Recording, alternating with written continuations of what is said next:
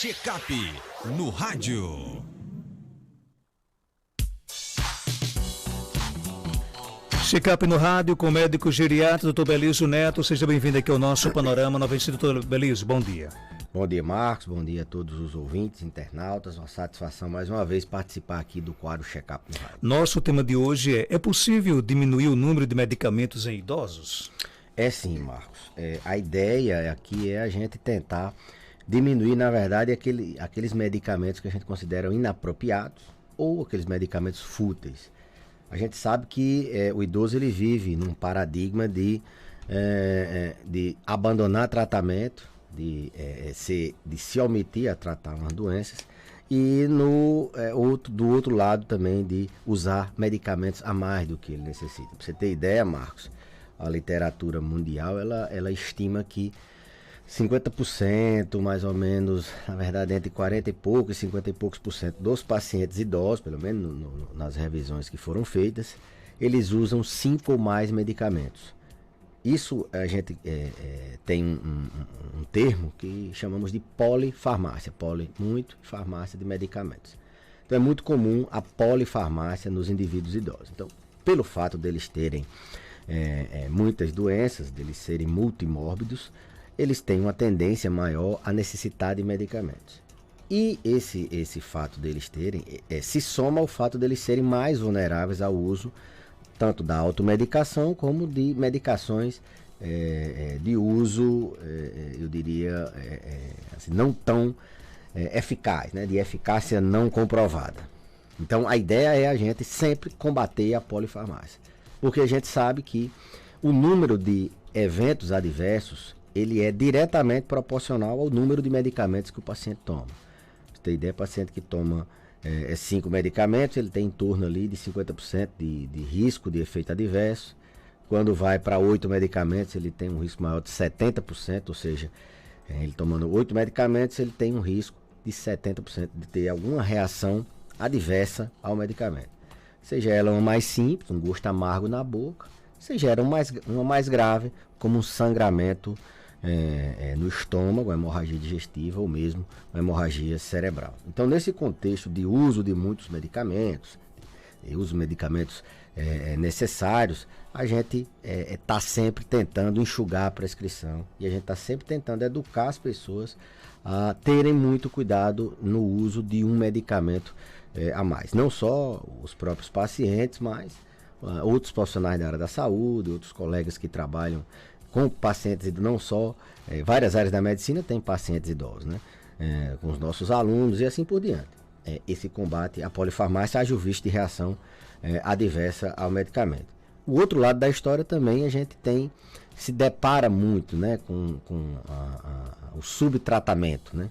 A polifarmácia ela é vista em torno aí de 50%. O subtratamento também é relatado na literatura. Cerca de 30% dos pacientes eles são subtratados. O que é isso? É aquele paciente que tem uma doença, como, por exemplo, ele tem uma osteoporose e ele não faz o uso do tratamento. Ele tem uma doença cardíaca e ao invés de ele tomar 3 medicamentos, ele toma 2 ou ele toma os 3 em doses inadequadas, não otimizadas. Então, é o outro lado da moeda. Por isso que a gente sempre está levando também o outro lado da moeda para o paciente não sair por aí abandonando tratamento à toa. A gente tenta recomendar que ele não... porque hoje você vai na farmácia e antigamente a gente recebia troco. O negócio aqui tá... Obrigado, Boa. Parece que o forró da exposição... Ela veio toda desconjuntada hoje. Eu encontrei ela na exposição dançando, rapaz. Aí hoje tá aqui com uma perna mancando. Ela vai já assim. Ô, forrozão grande. Ela tá na idade do geriatra já, né? Olha o etarismo, viu? O etarismo, né? O etarismo? O preconceito com a idade. Ah, não. Não necessariamente quem é idoso tem doença, não. Obrigado pela correção. Já não digo mais, nunca mais eu digo isso. Não, é porque é um tema que tá na moda, assim, na moda não, na verdade os órgãos internacionais têm se tentado educar as pessoas nesse sentido de não criar esse estigma de que que velhice não é doença, né? Não necessariamente. Isso ainda vai provavelmente chegar com mais força aqui no nosso país e na nossa região. Bom, voltando ao conceito, ao que estávamos falando sobre o subtratamento, é grave também. Então tem os dois lados, o uso de muitos medicamentos e o subtratamento. A gente vive nesse meio. O que a gente faz em toda consulta, Marcos, é pedir ao paciente que ele traga todos os medicamentos que ele esteja ingerindo, que ele esteja tomando, seja aquele que ele ache que não tem um potencial risco para a saúde dele, seja aquele que ele está tomando, seja aquele que ele toma vez por outra, seja aquele que o vizinho orientou, ele traga junto numa sacola e traga. Uma das primeiras fases da consulta na geriatria é a gente avaliar os medicamentos, porque a partir daí a gente já vai ter uma ideia de como é que esse idoso, quais são as doenças, alguma coisa que a gente possa ajustar, se tem alguma coisa precisando de um ajuste para mais ou para menos. E no final a gente sempre revisa cada medicamento, se aquele medicamento tem eficácia e tem segurança para o paciente. Se aquele medicamento ele ainda é necessário, se aquelas doses ainda são necessárias, né? Então a gente está revisando sempre essa prescrição. Não é incomum a gente encontrar pacientes tomando mais medicamentos do que o médico prescreve, do que mesmo aqueles que ele prescreve. Ômega 3, polivitamínicos, magnésio, tudo isso que se preconiza como bom, não, isso é bom para isso é bom para aquilo, tem eficácia terapêutica contestada. Então, não tem ainda robustez. E a gente pode até ter segurança, esses medicamentos, na maioria deles, não trazem grandes riscos, mas a gente não tem eficácia. Esse é o tipo de medicamento que a gente chama de fútil, né? É a polifarmácia fútil. A gente tenta sempre conversar com o paciente nesse sentido de benefício e risco. Muitas vezes o risco não é um risco de morte, de reação adversa, mas é o risco, por exemplo, dele abandonar o tratamento de uma doença que ele não pode abandonar o tratamento porque está gastando com aqueles outros medicamentos. É o risco de interação medicamentosa, aquele medicamento, por mais que ele seja inofensivo, mas quando ele é ingerido com outro tipo de medicamento, o próprio exemplo do ômega 3. O ômega 3, ele quando é associado a qualquer outro agente que interfere na coagulação, ele pode aumentar o risco de sangramento. É muito comum a gente ter idosos necessitando de tomar antiagregantes, por exemplo, AS, clopidogrel, anticoagulantes, outros medicamentos que podem favorecer, predispor sangramento. E aí quando eles tomam o ômega 3 porque viram uma propaganda dizendo que aquele medicamento era bom para isso, era bom para aquilo, eles não calcularam o risco de interação medicamentosa. Ele pode ter aquele objetivo, mas se ele for tomado sozinho, quando ele é tomado com outros medicamentos, ele pode dar problema.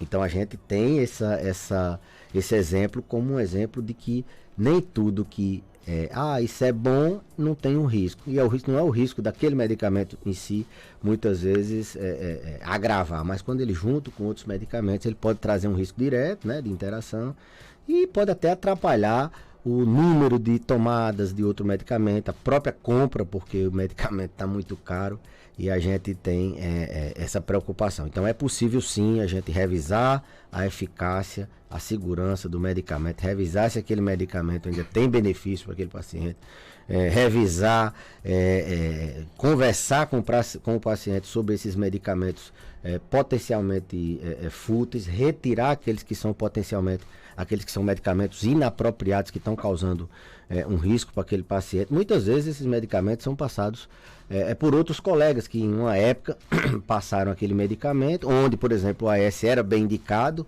numa prevenção primária, por exemplo, e hoje o paciente ficou tomando, não voltou mais, e aí a gente ou manda uma carta para o colega, ou liga, ponderando o uso daquela medicação. Também utiliza da ética, do bom convívio, para poder suspender. Não sai suspendendo, a não ser que o paciente esteja num risco imediato, num risco iminente de uma reação adversa. Então é possível sim combater o número de medicamentos excessivos, o número de medicamentos a mais, a polifarmácia, que a gente chama de iatrogênico, o número de medicamentos que não trazem benefício. Aqueles que trazem benefício, a gente tem que lutar para que o paciente não abandone. Então é possível que muitos idosos que estejam nos ouvindo agora eles estejam tomando medicamentos que nem servem mais para ele, por exemplo? Exato. Uma das coisas que a gente mais prega é esse acompanhamento, mesmo que o paciente não tenha doença, mas ele é idoso e toma medicamentos, ele tem que ficar regularmente, periodicamente visitando um médico, de preferência um geriatra que lhe dá muito bem com essa parte de polifarmácia. Ele tem que ter um acompanhamento. Não estou só puxando a sardinha para o meu lado, eu estou falando de benefício do paciente que faz esse acompanhamento. Ele morre menos, ele interna menos, ele tem mais qualidade de vida, ele usa menos remédio. Então, esse acompanhamento é fundamental. Existem muitos e muitos casos, por exemplo, medicamento passado para tontura. Tem alguns medicamentos que são passados para tontura que é para tirar o paciente de uma tontura. Então, ali por um tempo, o paciente fica tomando a vida toda. E aí esses medicamentos desenvolvem um Parkinson. Esse Parkinson muitas vezes é medicado como se fosse uma doença de Parkinson, e aí o paciente já fica tomando medicamento para Parkinson. Esse medicamento para Parkinson não está isento de efeito adverso, ele tem um risco do paciente ter confusão mental, de cair, e esse paciente finda tomando um medicamento para demência, ou sofrendo uma queda, fraturando muitas vezes, não andando mais, ou entrando em óbito. Então, olhe como é um exemplo que a gente chama de cascata iatrogênica. Você faz um medicamento e você vai fazendo outros medicamentos para tratar o efeito adverso daquele. O certo era esse paciente não ter usado o medicamento por tempo indeterminado. É sempre bom perguntar ao médico: eu tenho que usar esse medicamento até quando? Na grande maioria esmagadora das vezes a gente orienta: esse medicamento você não pode parar até você voltar aqui, esse medicamento você vai usar 1 mês, 2 meses, 3 meses, esse aqui você vai usar assim. Mas se o paciente ficar na dúvida, é sempre interessante o paciente perguntar quanto tempo, porque não é infrequente, não é raro a gente encontrar esse tipo de exemplo de cascata iatrogênica. Quando o paciente, eu dei o exemplo do medicamento para tontura, mas existem vários outros exemplos de medicamentos que são passados por um tempo e o paciente finda estendendo para a vida toda, e esse conceito de tomar para o resto da vida também é um conceito que hoje está se modificando. Pacientes que têm uma estimativa de vida, a gente hoje tem algumas ferramentas que conseguem mais ou menos estimar ali. Esses pacientes que têm 1, 2 anos de vida, têm uma doença grave, irrecuperável, muitas vezes numa situação de cuidado paliativo, ele não vai tomar aquele medicamento pro resto da vida, ele vai mudar a linha de tratamento, e alguns medicamentos que não têm mais benefício, ele vai parar. Então, muito cuidado com o uso inadvertido pela vida toda de alguns medicamentos. Bom dia, tenho 47 anos, gostaria de saber se posso dar início a ômega 3 e qual indicada. Polêmica, não pode. Sem a gente ver o paciente, a gente não sai prescrevendo ômega 3 não. Lógico, o ômega 3 é uma gordura saudável, tem um poder antioxidante. Esses dias até saiu uma publicação do combate aos radicais livres, com o uso de antioxidantes. Isso pode diminuir o risco de demência por algum tempo, mas isso só isolado não vai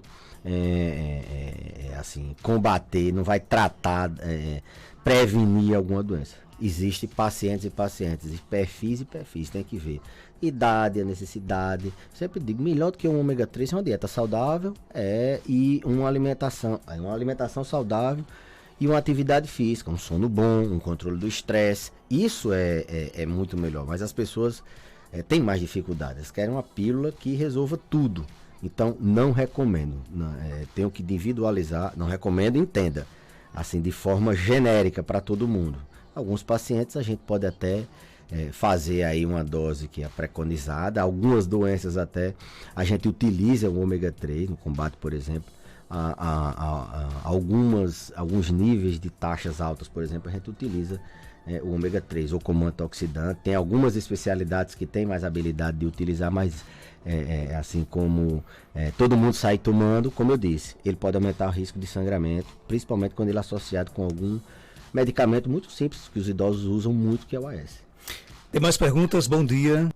Bom dia, Marcos. Bom dia, doutor Belísio. Minha mãe tem 74 anos.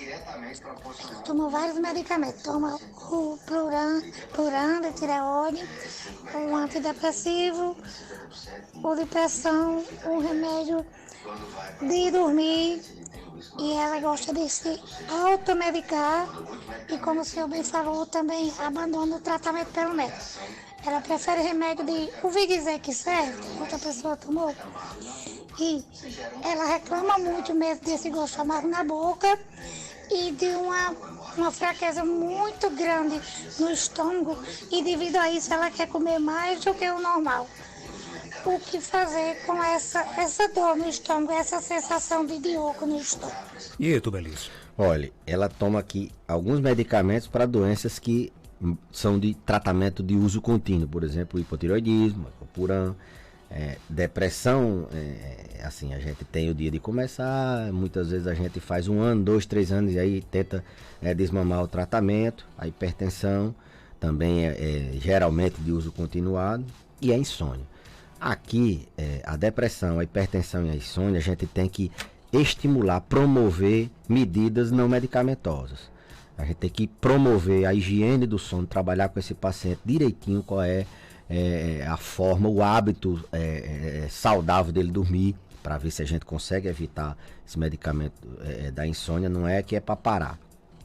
A hipertensão, muitas vezes as metas em pacientes idosos, elas são, principalmente no idoso frágil, elas são um pouquinho mais liberais, a gente deixa a pressão um pouquinho mais alta, então às vezes está tomando 3 remédios para pressão, a gente pode até ver a possibilidade de reajustar esse tratamento, e se o paciente aderir a estilo de vida, diminuição de sal, a atividade física, ele pode também continuar hipertenso, mas sem tomar medicamento.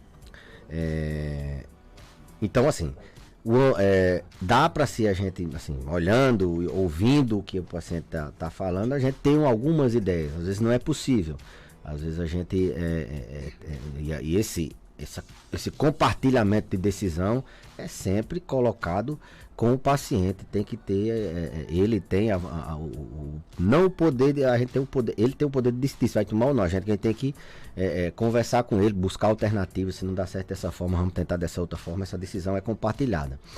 Mas esses sintomas que ela falou de gosto amargo, tecnicamente a gente chama de disgeusia, e essa fraqueza no estômago, tecnicamente a gente chama de sintoma de síndrome dispéptica, são sintomas comuns em agressões no estômago. Então, assim, se ela se automedica, e automedicar, Marcos, muitas vezes os pacientes tomam remédio de alto risco. O anti-inflamatório, ele pode tem um potencial muito destrutivo no paciente idoso. O anti-inflamatório, se ele é utilizado por muito tempo sem supervisão médica, ele sangra o estômago, ele coloca o paciente no hemodiálise, ele aumenta a pressão, ele aumenta o risco do paciente ter uma descompensação cardíaca, ter um infarto. Então, e é muito comum, qual idoso que vocês não conhecem que não toma um diclofenacozinho, um piroxicam para quando tem uma dor nos ossos? Então, esses sintomas são muito provavelmente, são muito comuns. A disgeusia e a síndrome dispéptica, inclusive, são sintomas que dão desnutrição. O paciente, muitas vezes, eu falei de fastio semana passada, dão perda de apetite no idoso. A boca toda hora amarga na Covid agora, muita gente passou por isso. Sem paladar, e aí perde o apetite. Idoso que está mais vulnerável à perda de apetite, ele tem risco de desnutrir e pode ter problemas. Então, esse foi um exemplo bom do dia a dia, como é que a gente aborda. Esse fato deles se automedicarem, muitas vezes tem um transtornozinho associado, a hipocondria. Esses pacientes é um tipo de transtorno de ansiedade que muitas vezes a gente tem que tratar, talvez apertando um pouquinho aqui esse antidepressivo ou colocando psicoterapia, a gente consegue fazer com que esse paciente não fique buscando novas alternativas, muitas vezes sem orientação do profissional, e abandonando aquilo que realmente ele precisa. Para fechar...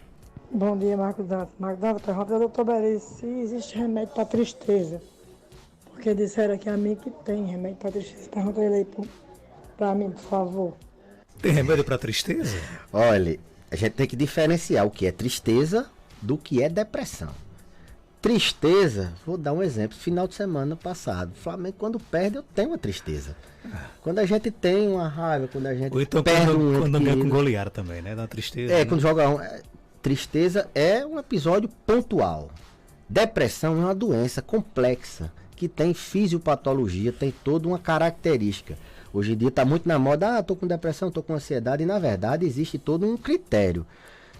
O humor deprimido na maior parte do tempo do dia, por mais de tantas semanas, associado a alteração no apetite para mais ou para menos, com interferência no sono, com falta de prazer, falta de coragem, anedonia. Então, tem critérios para a gente fechar um diagnóstico de depressão, né? Porque você está triste ali por uma semana, por algum problema da sua vida pessoal, que você vai ter tristeza, que você vai ter depressão. Não, depressão, transtorno depressivo maior, é uma doença que tem um contexto complexo de diagnóstico, de abordagem terapêutica, que traz complicações, desde a mais séria, que é o suicídio, a descompensação de outras doenças, impacta a qualidade de vida, na produtividade e assim por diante.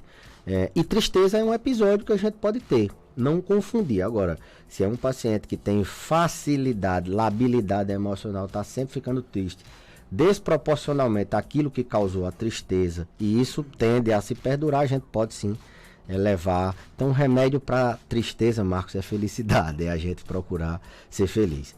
Tristeza, não a depressão como doença. Ok, abraço aqui os sofredores Edinaldo e Edson Veras, né? Tá na escuta aqui do programa, né? Torcedores aí, do Tricolor São Paulo, que não tá na Libertadores, né? Puxa. Não sei, mas vai estrear quando é a estreia do São Paulo na Libertadores? Sei, eu acho que foi fizeram um print da tabela dos próximos jogos, eu não vi o São Paulo, eu achei que tinha cortado. Parece que o Fluminense, que era o que a turma, era o 10-1, né? Era o freguês era todo de salto. Pior que a gente era freguês mesmo. Não, mas entrada de salto alto domingo, né? Foi. Mas... Não, eu acho que não. Jogaram melhor, perderam mais gol. A gente fez exatamente o que eles faziam. Nós agora somos humildes, né? Eles jogaram... tem que melhorar. Mudou. Depois de levar uma lapada, a gente mudou. Um abraço, Tobeliz. Abraço, fica com Deus. Até a próxima terça. 7h43, confirmando 7h43.